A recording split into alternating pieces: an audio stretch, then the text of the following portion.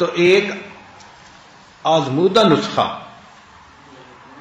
الحمدللہ ہم نے ہزاروں نہیں لاکھوں کو بتایا اور لاکھوں میں اس کا ہم نے نتیجہ پازیٹو پایا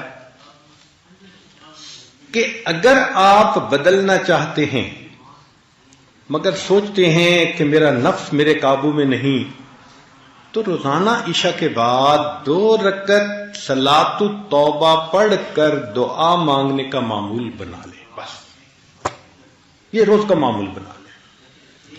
1 دفعہ گناہ کیا، 2 دفعہ کیا، 1000 دفعہ کیا، لاکھ دفعہ کیا، جتنا مرضی کیا، بس یہ معمول شروع کر دیں کہ روزانہ گناہ کریں، فرق نہیں پڑتا، صرف 2 رکعت توبہ پڑھ کے اللہ سے دعا مانگنے کی نیت کر لیں اور یہ روز پڑھیں.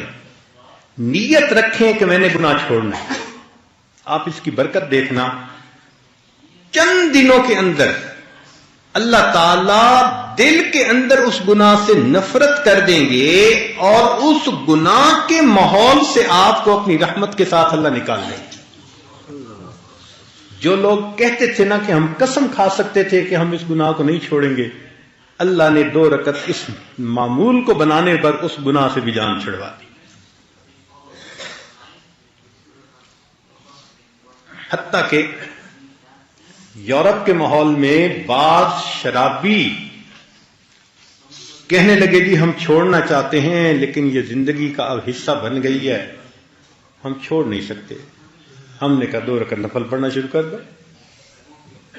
ڈائریکٹ اس کو کہنا کہ چھوڑ دو یہ اس کے لیے بوجھ ہوتا ہے. آپ اس کو کوئی ڈویبل چیز بتائیں جو وہ کر سکتا. ہم نے کہا بھئی ہم تو آپ کو یہ کہہ رہے ہیں کہ 2 رکعت نفل روزانہ باقاعدگی سے پڑھو، توبہ کی نیت سے پڑھو اور روز دعا مانگو، بس اتنا کام کر لو.